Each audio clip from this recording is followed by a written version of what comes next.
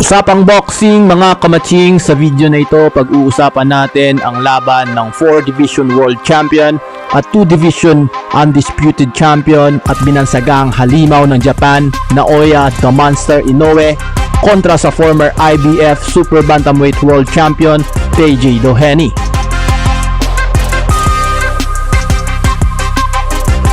Sa mga hindi nga po nakakaalam, itong si TJ Doheny ay naging World Champion matapos talunin ang Japanese boxer na si Ryosuke Iwasa via unanimous decision na ginanap noong August 16, 2018 sa bansang Japan. Bago pa nga po may kasa ang bakbakang Inoue versus Doheny, ay kaliwat kanan na nga po ang mga pambabatikos na natatanggap ni Inoue mula sa boxing fans dahil ay tila daw na mimili na lang ito ng makakalaban at laging sa Japan ginaganap ang kanyang mga laban. Huling laban nga po ni Naoya Inoue sa labas ng Japan ay noon pang 2021 matapos dinipensahan nito ang kanyang hawak na IBF Bantamweight World Champion belt kontra sa kanyang mandatory challenger at kababayan nating si Michael Dasmariñas. Bago umakyat ng ring si Doheny ay may kartada itong 26 wins with 20 knockouts at 4 na talo lamang.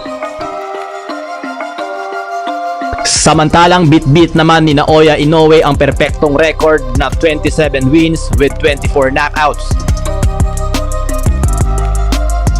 Naging maganda naman po ang naipakita ni Doheny sa mga unang rounds, kung saan ibang style ang ginamit nito para hindi mapasok ni Naoya Inoue ang kanyang depensa at naipapatama ang kanyang mga solid na jabs. Ngunit pagdating nga po ng round 5 ay naipapatama na ni Naoya Inoue ang kanyang mga pamatay na body shots kay Doheny.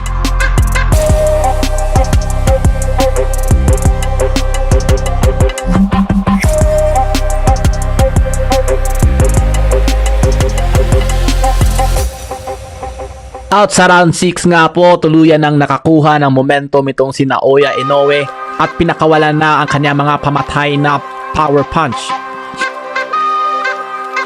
At bago nga po matapos ang round 6 ay nagpakawala na ng maraming kombinasyon itong si Inoue at nakapatama ng solidong punch sa bodega ni Doheny. Makikita nga sa reaksyon ni Doheny na nasaktan siya sa body shots na iyon.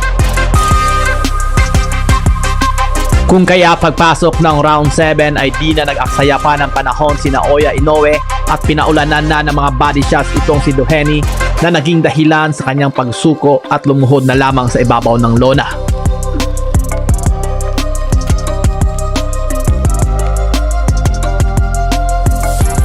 Panalo nga po via 7 technical knockouts si Naoya Inoue at nanatiling undisputed Super Bantamweight World Champion of the World.